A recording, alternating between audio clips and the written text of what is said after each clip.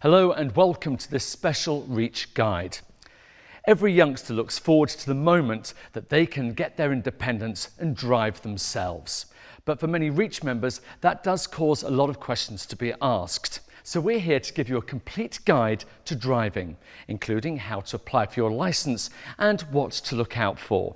So I'm now joined by Annabelle and also Chris from QEF to talk about the process of driving.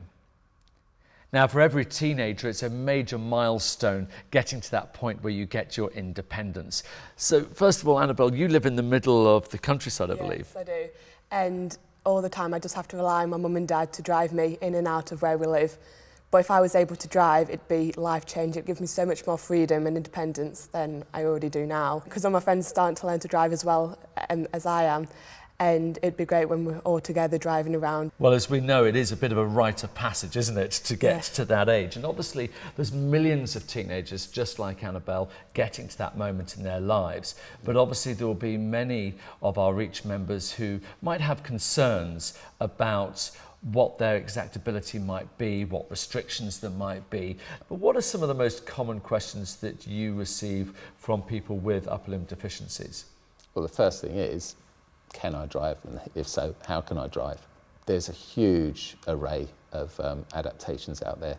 You can literally drive with your feet, and with joysticks. It's possible to use prosthetics, although that's not really recommended because they can wear out, they can break and things. Let's start from the very beginning and the actual process of applying for your driving licence. If you qualify for PIP, and especially the mobility part, and especially the higher rate of the mobility part, then you can actually start to learn to drive at the age of 16 rather than 17. So for everybody else, if you're not in receipt of that, then it's 17. You can start your first driving lesson on the DVLA website. You can download a PDF file which has got all those guidelines. And if you click on the link at the bottom here, you'll be able to get that download in PDF form so you can actually read it and get all the information you need. But to talk about roughly the sort of things that are in there, is it fairly clear? Is it fairly easy to read? Yeah, what they've done is they've got a very simple chapter heading, and in the PDF document it's easier than when you read it because you just click on it, it goes to that chapter. So you can look at what particularly affects you. So you can refine your search quite quickly. That's right. It's all colour-coded. And then when you get to what actually applies to you, they've also colour-coded. They use a green square if you don't need to inform DVLA at all. They use an amber triangle if you must inform DVLA. And if you can't drive, then there's a red dot, really. So pretty clear then. It's very clear. Every GP should have this. They've all got access to it. Anyone's got access to it, actually. And again, GPs will be able to maybe give a little bit more advice if you feel you're in that think if you're in doubt, area. It's a good idea. So once they receive their provisional licence, then the process will begin to actually take lessons. Yeah. What about special car adaptations, things like that? How does that all obviously work? that kind of starts to limit the number of driving instructors available to you. So we've got quite a good database of driving instructors and the adaptations they carry in their vehicles. And you don't have to have an assessment to have access to that database. You can just contact us. So it's just a case of working out what is going to suit the individual best. Yeah. An assessment's quite good because we're not just looking at the controls themselves, but it's also quite often things like seating and posture. And even an experienced driving instructor, it's not part of what they do because they just look at getting someone through a driving test, whereas we're a bit more holistic here. So let's talk a little bit more about QEF and what you can offer in terms of help and assistance. Okay. Well, we're part of the Forum of Mobility Centres. We have our own website. There's a forum website as well. Getting in contact initially shouldn't be a problem. We've got a team of administrators, a lot of experience in there, and they'll be able to direct you to either you just need information, and that can be done over the phone, You can speak to one of our specialist driving instructors or an occupational therapist as well. Now, one of the things you mentioned earlier, actually before we started filming, Yes. was that some people might use adaptations during the learning process, but actually discover as they become more confident driving the vehicle that actually their ability is such they will not necessarily need those adaptations. Yeah. So if you can possibly do your driving test without any adaptations, that simplifies, because after you pass, you can choose to use a steering ball, for example. You can choose to use it, but if you take your test with it, it will be a restriction on your license. You have to have a steering ball. But if you take your driving test without it, then there'll be no restriction on your license, and then afterwards, forever afterwards, you can choose to use that. So it's something to think very carefully about, isn't it? Yeah. And if it just needs another couple of lessons to get a bit more proficient without the ball, using that as an example, then it's probably worth the investment, because otherwise it stays on your license. As part of the assessment process, when we gather the information that we give at the end are, if you need adaptations, actually need them, we would explain what the codes are. Also, we would give some contact details for some suppliers with website addresses, so you can actually look at the controls. What we're here for is to give people their independent mobilities, and for the vast majority of people we can do that. Fantastic, so we can get people like Annabelle out on the road. Annabelle, no problem. So now you've got your provisional licence, let's see what it takes to get assessed for adaptions. So normally, at this stage, I'd already have an application form. For a car adaptation assessment, which we're going to do today, is we start off, have an interview, fill in the gaps, the things that we don't already know based on your application form. Because quite often someone will say their primary reason for coming here, but they'll forget that there's other things behind that. They may have lost fingers or lost an arm, so they write that, but they don't mention what happened there, that there was a bomb blast or they had an accident. I would already have listed what happened to you, so I'd find out what's the background to that. So can you describe it? I had an accident with a lawnmower, with the lawnmower blades cutting my fingers off when I was 4 years old. Yeah. And have you thought about driving? Have you thought of any solutions? What's going to be barriers, and how you're going to overcome this? The only issues I think is for the handbrakes, like whether I'll be able to press the button in and lift it up or not, because I know it can be quite strenuous sometimes. Yeah. But I think with a gear stick, I think I'll be okay, because I can hook my hand about. I've researched a little bit to see the adaptations, what's available. Okay. But I've learnt a bit more today from what I've seen, which would be available for me. If I'd have lost my arm a bit more, say up to my elbow, would I still be allowed to use my other arm? Yeah. That wouldn't be a worry at all. Okay. And in fact, you might even be able to steer as well. Oh, right, okay. Either with what we call the stump, or if you had a prosthetic on the end. Yeah. Potentially, provided it's not a hook that's going to slip round or something like that. Yeah. Okay. Or you could have what we call a steering aid. It can be a ball or a handle, so you just steer with one hand instead.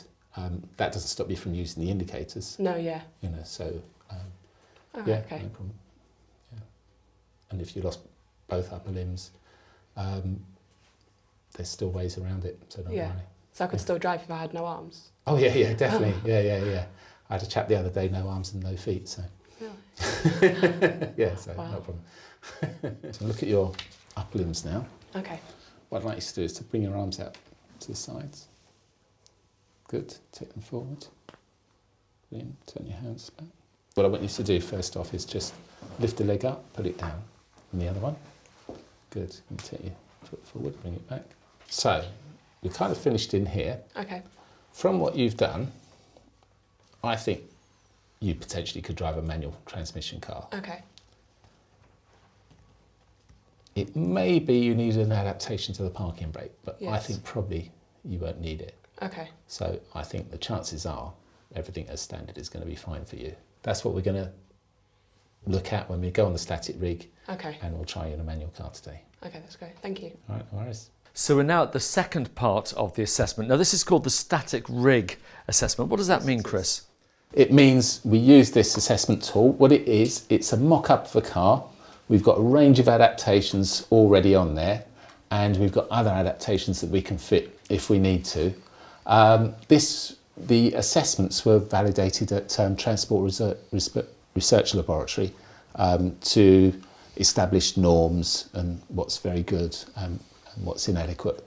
So we know what strength we're looking for on steering, we know what speed, we know what an average reaction time would be, and what's within a safe range. And this, I presume, is again designed for people of all sorts of abilities and differences and so on. Absolutely, yeah. There are some people that actually can't get to use this, but the vast majority can. If you can sit in a car, then you can do this. So what we could assess is we could look at steering wheel torque. That's the power required to turn the steering wheel. So if you didn't have very much strength, we can see whether it's practical to ask you to steer one-handed or if you need two. Okay. Or if you need the steering lightened further for you to be able to use it. Right, okay. Steering wheel ability is how quickly you can turn the wheel. If you were using just one limb to turn the steering, for example, but you had a problem with the rotator cuff, I might notice that there's a point on the steering where you're exceptionally slow. Okay. And I can adjust the weight of the steering to see if I can reduce that by having the steering lighter. Okay. Or if you need adaptations that required you to steer with both hands. And then reaction tests, we use this on every single assessment. Okay. We at least look at your basic speed of reaction. So what we're doing is we're taking a measure and measured you, and your reaction time is using this piece of equipment is quicker than the average. So there's a good chance that when you're in a car, you're going to have quite quick responses as well, especially when you get used to the controls as well. I was going to say, because this is someone who's not used to a car, so... Never driven. I know, that's right, yeah.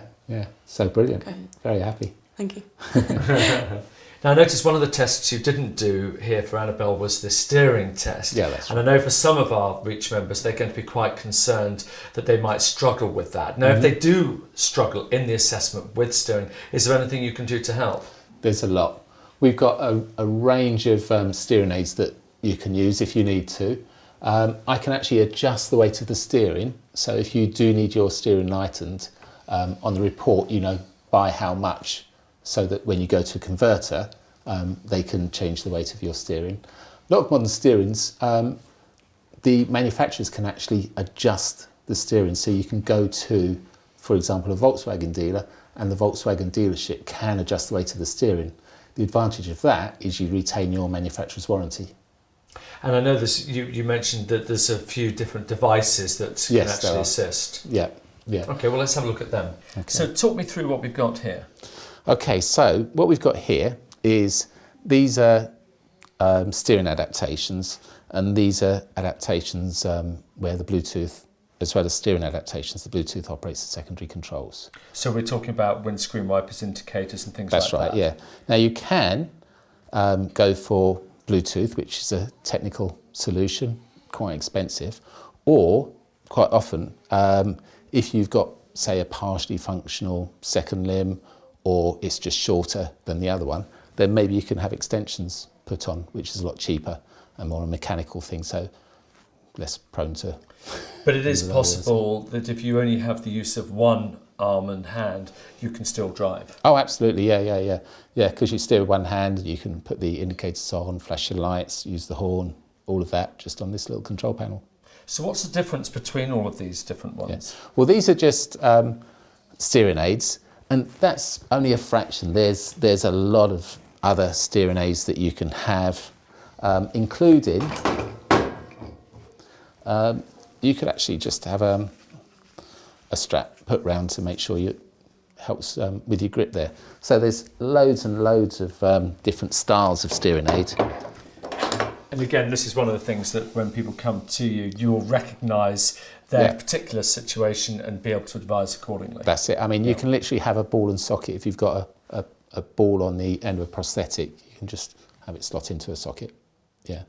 And these are, if you want to do the secondary controls as well. So. And these controls here, these are for obviously people who have lower limb difficulties. Absolutely, yeah. This is how you would drive. It's actually more efficient than using your feet, but that's a whole other story. Fantastic. Okay, well, let's go and join Annabelle in the car. Brilliant. Okay, happy. So what kind of prices are we talking about for all of these adjustments? Expect to spend about £40 or £50. You can actually go in a hardware store and get something for £2, but as you're relying on steering, you don't want something that's going to snap off. So £40 or £50 for something like that. Something like this, a bit more specialised, where if you didn't have a good grip, you can still turn the steering and get your hand out very quickly. This might be something like £120. These Bluetooth controls is much more expensive. They're more like £1,000 up to £1,600. So it can be quite costly. Yeah. But it is worth mentioning that in certain circumstances, bursaries from Reach are available, so it's worth asking about them. Actually, while we're talking about all of these different methods of adapting your car, is that if you have these while you take your driving test, you will need to keep them in your car afterwards, and whenever you drive, it will be part of your license. So it's something worth bearing in mind. Yeah, you need to swap. If you hire a car, you need to have that adaptation in the hired car or drive a friend's car. You've always got to have that whenever you drive. Okay, good information. Okay, let's go and see Annabelle and see how we get on with the final part. Okay.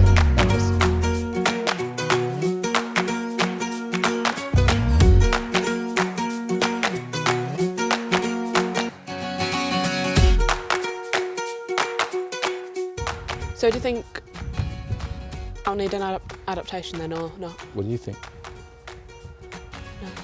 I know, and on this one, I have to say the parking brake on this is kind of awkward. Yeah.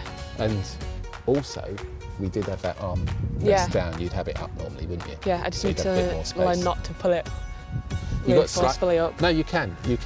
All you've got to do is you've got to slightly lift it as you push the button in. Yeah. So normally you'd be fine. Okay. Yeah, I know you struggled that one time, but honestly, you could, if you've been driving for a bit, you could put on that sort of pressure and you'd release it because you're kind of used to it. Yeah. Because it's all new and novel, don't worry. Do you think I need a specialist driving instructor or not? 'Cause I don't need the adaptation. What I would do is I'd give you a list of driving instructors Okay. in your area that have had training. Yeah. And if there's one there that you get on with, then that's great. But you don't necessarily have to. No, okay. No. In theory, any driving instructor should be able to teach you, but the majority have no experience. Under the Equality Act, they should get the experience, but they don't, and it's not part of the training for a driving instructor. Okay. Unfortunately, yeah. This is why I try and get this message out, and I go to driving instructor talks and things like that to just get people to get a bit of training so they can teach anyone. Okay. Really, yeah. Okay. Thank you. You're welcome. We've certainly learned a lot today, including the importance of getting a good assessment, especially at a centre like this, where it has its own track, where you can get some real-world experience. Well, I hope you've enjoyed this guide, and if you have, do look out for the others on the website. In the meantime, our thanks to QEF Mobility Services here in Surrey, and also to Annabelle, who hopefully will be on the road very soon. Mind you, I might keep my distance for a couple of weeks. Bye for now.